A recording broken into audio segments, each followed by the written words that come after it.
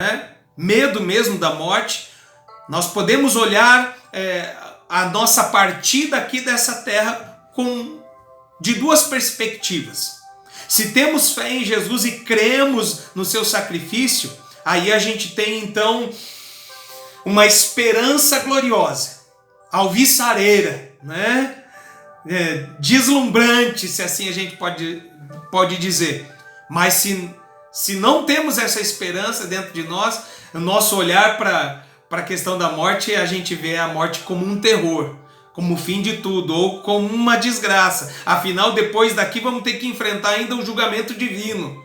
Vamos ter que passar pelo julgamento de Deus, né? Então o homem pode olhar o fim das coisas com alvoroçada expectativa ou com um terror assustador. O que faz a diferença é a relação do coração com Cristo. É isso que faz a diferença. A nossa relação com Cristo vai determinar que tipo de sentimento eu e você temos. Ou eu e você podemos ter, né? Ou vemos a morte como um terror, ou vemos ela apenas como um meio pelo qual somos separados deste corpo mortal e tomamos nosso corpo incorruptível e estaremos para sempre com o Senhor. Verso 28. Assim também Cristo, oferecendo-se uma só vez para levar os pecados de muitos, aparecerá segunda vez sem pecado aos que o esperam para a salvação. Embora a morte de Jesus foi voluntária, ela também foi imposta por algumas circunstâncias. Como assim, pastor?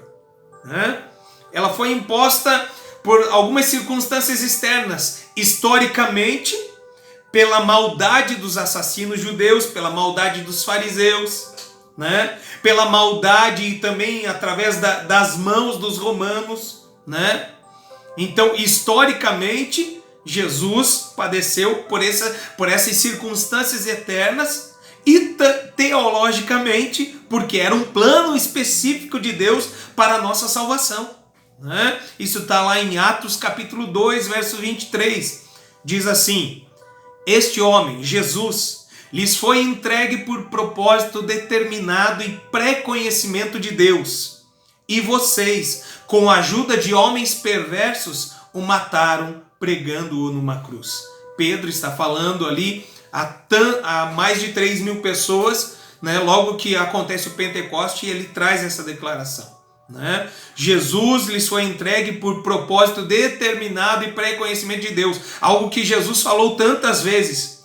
Olha, saibam, o Filho do Homem será entregue nas mãos dos homens, será entregue nas mãos dos doutores da lei. O Filho do Homem vai assim como está pré-determinado que ele vá, né? E também isso tá claro lá em Efésios capítulo 1, versículo 10, que eu citei aqui agora um pouquinho anteriormente a referência, né? O plano de Deus de fazer convergir todas as coisas em Cristo passava por essa situação. Então, historicamente, a maldade dos homens e teologicamente o plano de Deus, tá certo? Embora a morte de Jesus fosse voluntária, né, ela era também imposta por algumas circunstâncias, ok? Os muitos aqui, né, os muitos são contrastados com a única oferta. Os muitos pecadores contrastados com a única oferta, né? Tem que desligar aqui, estão me ligando agora. Isaías 53:12 fala sobre isso. Pois ele carregou o pecado de muitos e intercedeu pelos transgressores. Mateus 26:28, Jesus está na ceia com os seus discípulos e ele traz a seguinte declaração: isto é o meu sangue, o sangue da aliança que é derramado em favor de muitos para perdão dos pecados. Ele repete isso em Marcos 14:24, né? Então o evangelista Mateus repete o que Jesus falou nesta perspectiva e nessas palavras. Isto é o meu sangue da aliança, que é derramado em favor de muitos para perdão dos pecados. Marcos 14:24 também fala da mesma maneira. Romanos 5:18. Consequentemente, Assim como uma só transgressão resultou na condenação de todos os homens, assim também um só ato de justiça resultou na justificação que traz vida a todos os homens. Então, uma única oferta contrastada com muitos redimidos. Uma única oferta de sacrifício, uma única oferta de remissão, uma única oferta para resgate de muitos. Em Lucas 22 tem o mesmo texto, a mesma ceia, porém o evangelista Lucas traz com uma conotação um pouco diferente.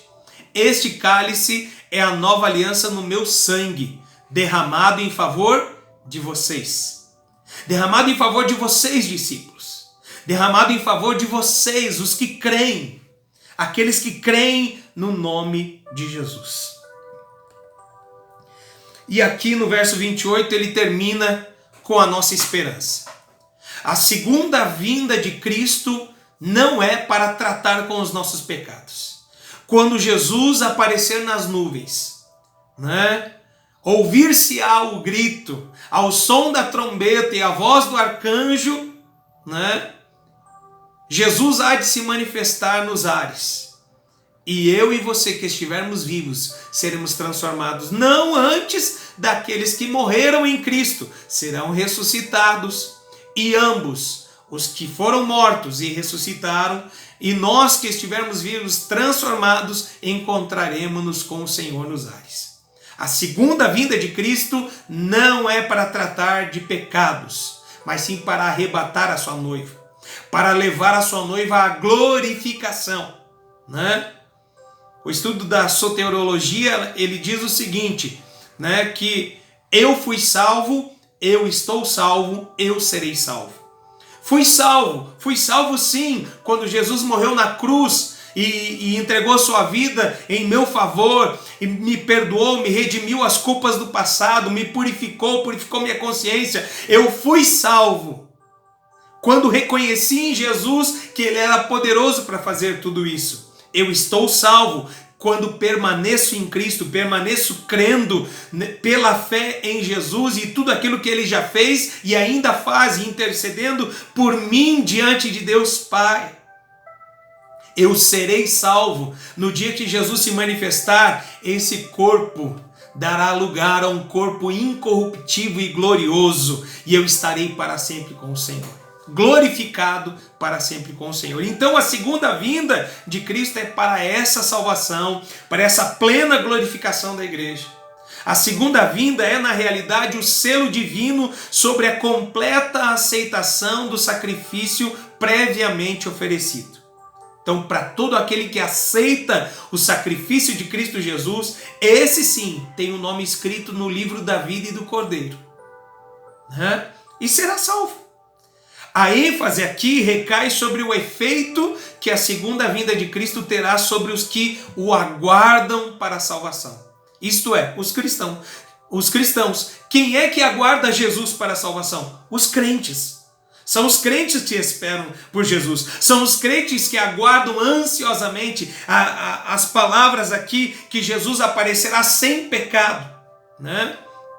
Podia até acontecer alguma analogia referente ao sumo sacerdote, quando saía do Santo dos Santos e vinha para a frente do arraial, então todo o povo jubilava, mas o sumo sacerdote do Antigo Testamento continuava sendo um ser humano pecador, cheio de falhas, né? Então essa analogia não é suficiente para a gente.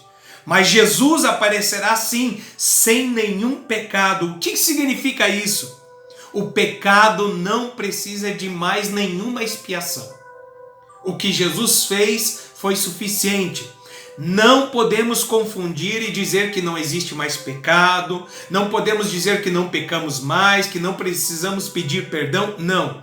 Porém, o que Jesus fez foi suficiente para garantir que o caminho está aberto até o Pai. Na verdadeira atitude de arrependimento e fé, nós sim podemos entrar e permanecer na presença de Deus. Podemos sim, por intermédio de Cristo Jesus, nosso sumo sacerdote, nosso mediador, nosso intercessor, nós temos livre acesso a Deus Pai, né? Tudo quanto é necessário agora é que nós tenhamos fé e nos apropriemos dessa eterna redenção conquistada por Cristo na cruz do Calvário, né? O verbo traduzido aqui por aguardam a salvação, né, ocorre também em 1 Coríntios 1,7, Filipenses 3,20, Romanos 8,19, Romanos 8,23 e 25. Né? E em todos esses casos está falando daquela ardente expectativa, aquela ansiosa expectativa pela manifestação de Deus. E eu quero terminar, querido, com aquilo que Paulo falou para Timóteo, em 2 Timóteo, capítulo 4, verso 8. Agora, para mim e para você, também é válida essa promessa, né? Paulo escreveu para Timóteo: agora me está reservada a coroa da justiça, que o Senhor, justo juiz, me dará naquele dia. E não somente a mim, mas também a todos os que o amam, a todos os que amam a sua vinda. Amém? Jesus Cristo dará assim a coroa de justiça para todos aqueles que amam a sua vinda. Aqueles que esperam pacientemente e ansiosamente, né, pela vinda do nosso Senhor e Salvador Jesus Cristo. Esse dia há de chegar. Temos visto os sinais, as dores de parto, as dores dos fins dos tempos estão acontecendo diante dos nossos olhos. Jesus Cristo está prestes a surgir e buscar a sua noiva. Continue preparado. Esteja preparado, aguardando ansiosamente e pacientemente a salvação e a redenção das nossas almas e a manifestação do nosso Senhor e Salvador Jesus Cristo. Que Deus abençoe, eu espero que você possa crescer com esse estudo e no nome de Jesus permanecer edificado. Um abraço, até o próximo capítulo.